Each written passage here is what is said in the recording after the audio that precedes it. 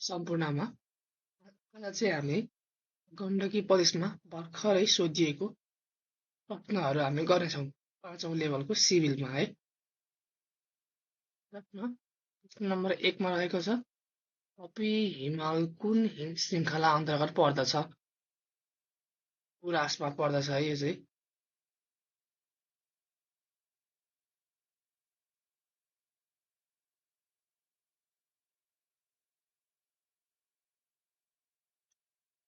त्यसै गरी विक्रम सम्वत 1849 मा नेपाल र तिब्बत बीच भएको बेतरवती सन्धिमा नेपालको साइडबाट कसले हस्ताक्षर गरेको थियो त? जङ्गबहादुर राणा, देवीदत्त थापा, बमबहादुर थापा, समर्प लामा। यहाँ चाहिँ समर्प लामा भनेको चाहिँ एकजना भागेर आउनुभएको सन्त हुनुहुन्थ्यो, लामा गुरु हुनुहुन्थ्यो, तिब्बतको हुनुहुन्छ उहाँ र उहाँले सम्झौता गरेको पक्कै हुँदै होइन। त्यस पछाडि भनेको के अरे जङ्गबहादुर राणाले बेतरवती सन्धि नभएर थापाथली सन्धि गर्नुभएको हो उहाँले। यसैले हाम्रो उत्तर रहन्छ देवीदत्त थापा। गण्डकी प्रदेशको दोस्रो पञ्चवर्षीय योजनाको गरिबीको दरको लक्ष्य कति हो भनेको छ? 11, 7, 11 र 8 पनि छ। 7 है त।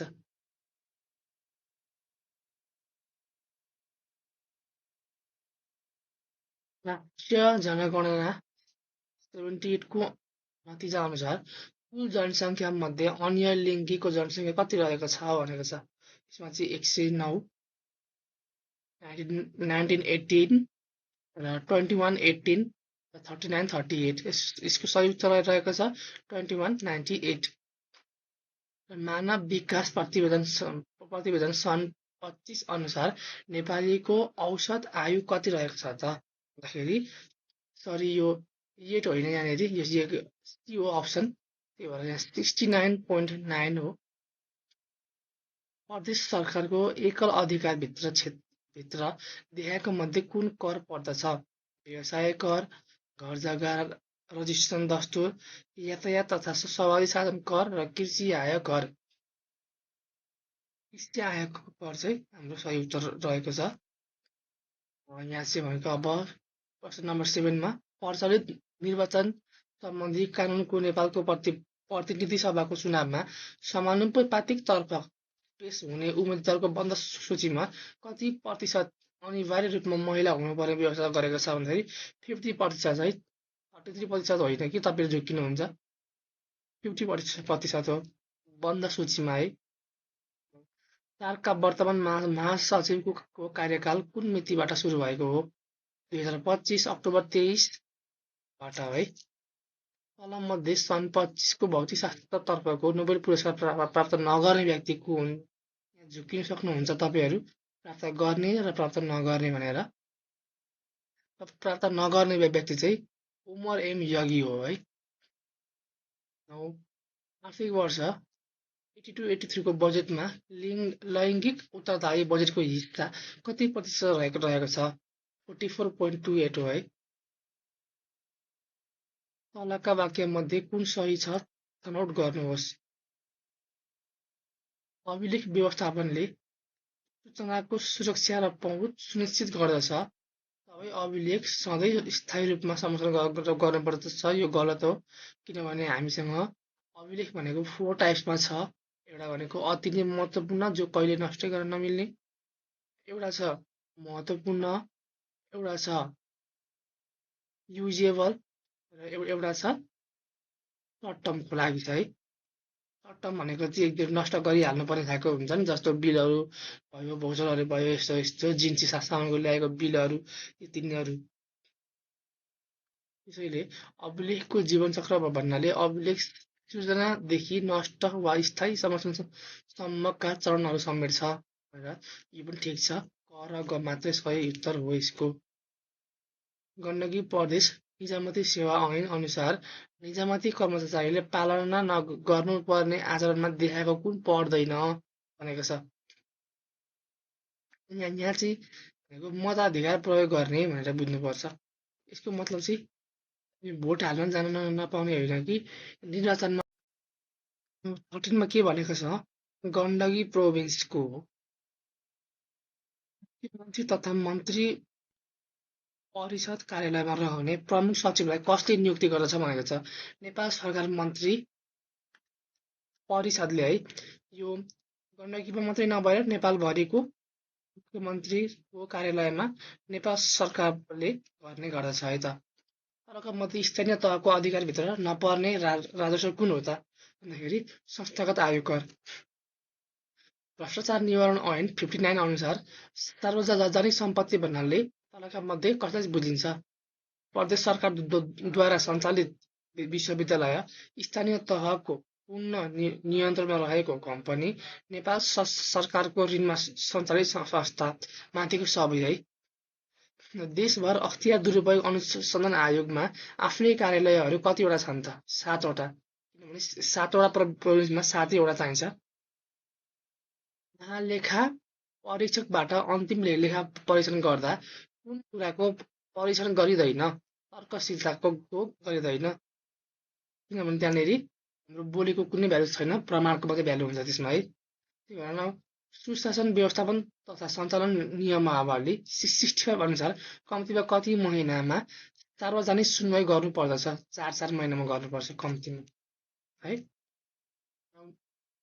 सुशासन ऐन 64 थोट तथा नियमावली 65 अनुसार सरकारी कार्यालयले राख्ने नागरिक वडापत्रमा देखाएका कुन कुरा उल्लेख गर्नु पर्दछ भन्दाखेरि माथिका सबै कुराहरू सम्बन्धित कार्यालयले दिने सेवा र त्यसको प्रकृति सेवाग्राहीले सेवा प्राप्त गर्न पूरा गर्नुपर्ने कार्यविधि सेवा लिनको लागि कति समय चाहिन्छ समय अवधि त्यो पनि हामीले आवश्यक परे हुन्छ सम्पूर्ण कुराहरू हामीले नागरिक वडापत्रमा उल्लेख गर्नुपर्ने हुन्छ ताकि हाम्रो ग्राहक महानुभावहरूलाई जनताहरूलाई सहजको निम्ति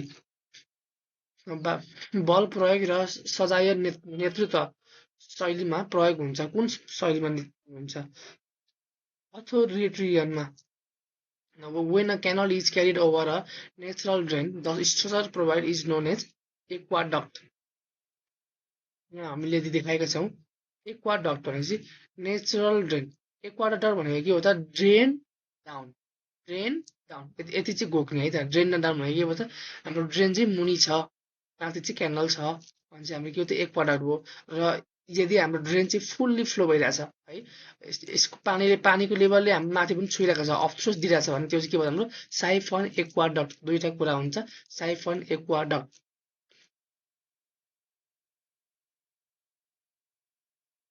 नाउ 22 नम्बरमा छ irrigation for cereal crop is generally done by check flooding duty of water is defined by unit discharge area irrigated by unit discharge भनेको युनिट डिस्चार्जबाट पानी पठायो भने चाहिँ त्यसले चाहिँ कति एरियालाई चाहिँ इरिगेट गर्न छ त्यो नै हाम्रो के हो त ड्युटी हो नाउ बायोकेमिकल अक्सिजन डिमान्ड भनेको चाहिँ फर सेफ ड्रिङ्किङमा 0 हुनुपर्छ बिओडी यदि हाम्रो पानीमा देखिन्छ भने त्यो पानी चाहिँ खान योग्य छैन भन्ने बुझिन्छ है त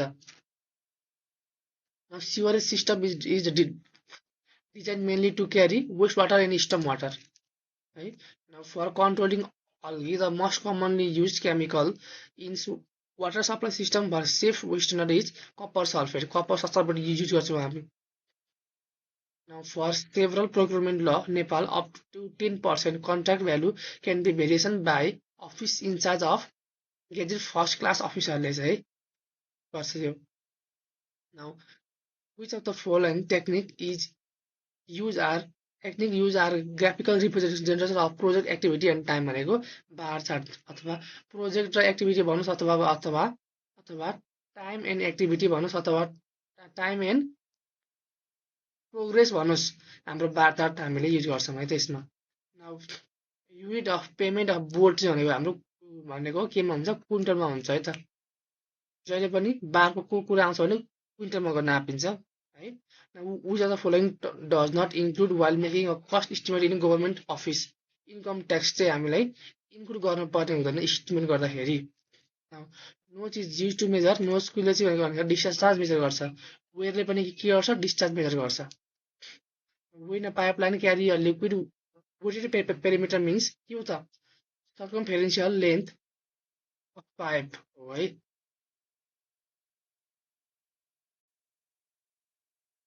द मेन इन्ग्रेडियन्ट अफ बिटुमिनमा भनेको चाहिँ हाइड्रोकार्बन हो। यसमा तपाईँहरू इजे नम्बरमा कन्फ्युज नहुनु होला, यसको हाइड्रोकार्बन हो। लोकसेवा इज घोकसेवा है। Pascal's law is applicable to static fluid. Pascal's law चाहिँ केमा एप्लिकेबल हुन्छ? स्ट्याटिक फ्लुइडमा मात्रै एप्लिकेबल हुन्छ है त। Major compound responsible for early strength of development in strength is tricalcium silicate. यसमा हामीले एमइएल भनेर घोक्नुपर्ने हुन्छ, किनभने हामी यो भनेको हाम्रो ब कम्पाउन्ड हो। ट्राइक्याल्सियम सिलिकेट भनेको एमइएल भनेको तपाईँले यो एउटा जान्नुभयो भने बाँकी जान्नु हुनेछ है त। एम भनेको मोर हिट अफ हाइड्रेसन, ई भनेको अर्ली स्ट्रेन्थ, एल भनेको के हो त? लो केमिकल अट्याक ट्राइक्याल्सियम सिलिकेटमा है। नाउ अब ठ्याक्कै डाइक्याल्सियममा के हुन्छ? फेरि मोर छ लेस हुन्छ, लेस हिट अफ हाइड्रेसन। ई भनेको अर्ली छ अल्टिमेट हुन्छ, अल्टिमेट स्ट्रेन्थ। लो छ हाई केमिकल रेसिस्टेन्स हुन्छ है त। Which of the following parameter is not consider while designing highway. हामीले हाइवे डिजाइन गर्ने बेलामा चाहिँ हामीले सेटलमेन्टको कुराहरू हामी गर्दैनौँ, डिजाइन गर्ने हो नि त हामीले। Now which one of the following shall have the first priority for road maintenance। Emergency maintenance चाहिँ हामीले तुरुन्तै गरिहाल्नु पर्ने हुन्छ है त। Now which test is use to evaluate the strength of subgrade soil. Subgrade सोइलको लागि चाहिँ भनेको सिबिआर टेस्ट हामी गर्छौँ। Workability of concrete is most commonly measure by slump test. Slump टेस्टले गर्ने प्रमुख दुईटा कुराहरू हो। एउटा भनेको वर्केबिलिटी हो, एउटा भनेको कन्सिस्टेन्सी टेस्ट हो। यो चाहिँ भर्खर सुदूरपश्चिमको जाँचमा पनि सोधिएको छ। The process of filling hollow space of wall before plastering is dubbing हो। ह्याकिङ भनेको चाहिँ के हो त भन्दाखेरि, ह्याकिङ भनेको ट्याक पारेर त्यसलाई फुटाउने चाहिँ ह्याकिङ हो है। सानसानो हामीले पोर्स बनाउने चाहिँ ह्याकिङ हो, बनाएको टाल्ने के हो त हाम्रो प्लास्टरिङ हो भने। बिस्टरिङ भनेको चाहिँ के हो त? मसिनो के अरे कम्प्लिट भइसकेको वर्कमा चाहिँ पिम्पल्स जस्तो आउने डिफेक्ट नै के हो त? हाम्रो ब्लिस्टरिङ हो भने। पिलिङ भनेको चाहिँ पत्र बाहिर उकेर आफै झर्न के हो त? पिलिङ हो। डिपिसिसी हामीले प्रोभाइड गर्नु चाहिँ कारण के हो त भनेको मोइस्चर ट्रान्सफर नहोस् हाम्रो घरमा, प्लिन्थ लेभलमा हामीले डिपिसी लगाउँछौँ है। The commonly use admixture in concrete work for the purpose of water proofing. Water प्रुफिङको लागि चाहिँ हामीले क्याल्सियम स्ट्रेट लगाउँछौँ है। Beam is a structural element that primarily resist bending. बीमले के हो त? बेन्डिङ हुन दिँदैन है। When does surface tension in the water become zero. Surface tension चाहिँ कतिखेर जिरो हुन्छ वाटरमा भनेको फुल्ली सेचुरेट भयो भने के हुन्छ? जिरो हुन्छ है त। The test is use to determine the shear strength of the soil is direct shear test. Material that so large deformation before fracture is called ductile material. Elastic material भनेको कस्तो material हो तपाईँलाई थाहा छँदैछ। हामीले यदि तन्कायौँ अथवा हामीले त्यसलाई हामी बल प्रयोग गऱ्यौँ भने त्यो फेरि आफ्नो ओरिजिनल पोजिसनमा आउँछ भने त्यो के भयो? हाम्रो इलास्टिक भयो है। प्लास्टिक भन्ने चाहिँ कस्तो भने हामीले फोर्स ल्यायौँ, हामीले त्यसमा डिफर्मेसन ल्यायौँ, तर त्यो हाम्रो फेरि इनिसियल पोजिसनमा पुग्दैन भने त्यो के भयो? प्लास्टिक हो। नाउ रिजिड भनेको के हो त? ठोस हो, न त त्यसलाई फोर्स के अरे स्ट्रेच गर्नु नमिल्ने है। डक्टर भनेको चाहिँ के हो त? यतिसम्म त तन्किने, यतिसम्म तन्किने कि हाम्रो फेलियर हुने लास्ट स्टेजसम्म पुग्ने के हो त? हाम्रो डिफर्मेसन हो। Rate of change of shear force चाहिँ के हो त भनेको इन्टेन्सिटी अफ लोड हो नाउ है। Now rate of bending movement चाहिँ के हो? फेरि सियर फोर्स हो है त। What is represented by control line in the maps. Control लाइनले के हुन्छ भने सेम इलिभेसन भएको पोइन्टहरूको चाहिँ इमेजिनरी लाइन चाहिँ के हो त? हाम्रो कन्ट्रोल लाइन हो।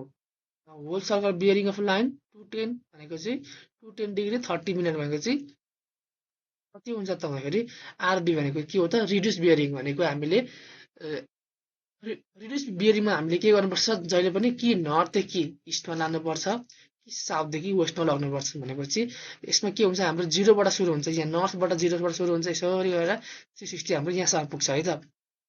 210 भनेको छ कहाँ पुग्यो त? 210 भनेको यस्तरी घुम्दाखेरि यहाँ पुग्यो है। अब यो एङ्गल चाहिँ कति हो त? त्यो थाहा पाउनु पर्यो हामीले। के हो त? हाम्रो साउथबाट वेस्ट हो answer. Now the line of sight of label instrument is also called line of collimation. Thank you. यसै गरी तपाईँहरूले प्रश्न